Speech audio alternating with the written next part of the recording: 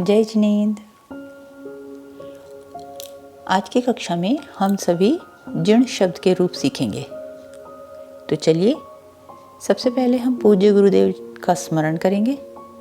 बोलिए परम पूज्य प्रातः स्मरणीय प्राकृत मर्मज्ञ श्री प्रणम्य सागर जी महाराज की जय।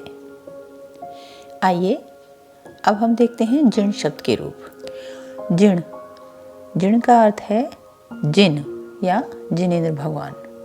ये अकारांत पुल्लिंग है।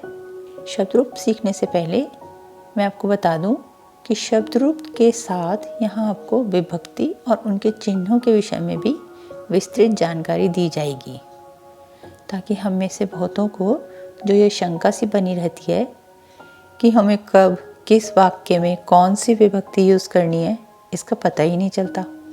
तो उसका समाधान भी अब आप सबको, हम सबको इस वीडियो में मिल जाएगा। तो ये वीडियो बहुत इम्पॉर्टेंट होने वाली है, अतः सभी इसे ध्यानपूर्वक देखिएगा, ठीक है। विभक्ति में हम देखते हैं तो प्रथमा विभक्ति, द्वितीय विभक्ति, तृतीय विभक्ति, चतुर्थी, पंचमी, षष्ठी, सप्तमी और ये जो संबोधन मतलब अष्टमी विभक्ति, 8 हो गई है, ठीक है ना। हम इसे देखेंगे तो ये 8 विभक्तियाँ हो गई एक तरीके से, ठीक है। संबोधन तो जो है ना विभक्ति का नाम है। तो इसी तरीके से इनका सब जो पहली जो 7 हैं, प्रथमा, द्वितीय, तृतीया, इसे इन सब से लेकर 7वीं तक, सप्तमी तक इनके भी नाम होते हैं। मैं आपको नाम भी बताती हूँ और चिन्ह भी बताऊँगी, ठीक है। तो प्रथमा विभक्ति होती है, इसका नाम है कर्ता, ठीक है। और कर्ता, इसका चिन्ह है नी। कर्ता का चिन्ह क्या है? नी। तो जब हम वाक्य में अगर हमें कभी मिलता है जिनेंद्र नी, एक वचन है ना, जिनेंद्र नी, तो हम बोलेंगे जिणो। अगर हमें वाक्य मिलेगा जिनेंद्रो नी, तो हम बोलेंगे जिणा, ठीक है। तो इस तरीके से हम प्रथमा विभक्ति का प्रयोग करेंगे। इसी तरीके से आगे हम करते हैं द्वितीय विभक्ति। द्वितीय कौन सी है? कर्म। कर्म का चिन्ह क्या है? को। तो जब हमें मिलेगा जिनेंद्र को, तो हम बोलेंगे जिणम। और जब हमें बताना होगा जिनेंद्रों को, तो हम बोलेंगे जिणा या जिणी। आगे बढ़ते हैं तृतीय विभक्ति। तृतीय विभक्ति का नाम है करण, इसका चिन्ह है से। तो जब हमें बोलना होगा जिनेंद्र से, तो हम बोलेंगे जिणेन। और जब हमें बोलना होगा जिनेंद्रों से, तो हम बोलेंगे जिणेहिम। अब यहाँ पे एक चीज़ है, जो ये तृतीय विभक्ति है और जो ये पंचमी विभक्ति है, ये दोनों ही, इनके दोनों के चिन्ह हैं से, लेकिन दोनों के चिन्हों में थोड़ा अंतर है। जो तृतीय विभक्ति का से है वो सहयोग के उसमें है, सहायक है या सहयोग है या साथ के उसमें है, यूज़ होता है, ठीक है। लेकिन जो पंचमी विभक्ति है, उसका जो से है वो होता है पृथक होने के उसमें, कि अलग हो रहा है, कोई चीज़ अलग हो रही है, तब हम पंचमी विभक्ति का से लगाते हैं, ठीक है। तो तृतीया का हम कर चुके हैं। अब हम करेंगे चतुर्थी विभक्ति। चतुर्थी विभक्ति का नाम है संप्रदान और इसका चिन्ह है के लिए। तो जब हमें बोलना होगा जिनेंद्र के लिए, तो हम बोलेंगे जिणस। और जब हमें बोलना होगा जिनेंद्रों के लिए, तो हम बोलेंगे जिणान या जिणानम। इसके बाद आती है पंचमी विभक्ति।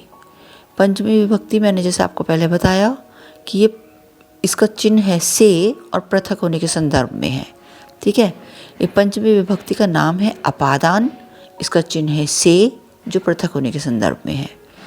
तो जब हमें बोलना होगा जिनेंद्रों से कुछ अलग जा रहा है, दूर जा रहा है, तो हम बोलेंगे जिणत्तो। जिनेंद्र से कुछ अलग जा रहा है, तो हम बोलेंगे जिणत्तो। और जिनेंद्रों से अलग जा रहा है, दूर जा रहा है, तो हम बोलेंगे जिणाहिन्तो, ठीक है। फिर आती है षष्ठी विभक्ति। षष्ठी विभक्ति का नाम है संबंध और इसका चिन्ह है का, के, की। तो जब हम बोलेंगे जिनेंद्र का, जिनेंद्र के, जिनेंद्र की, तो हम बोलेंगे जिणस।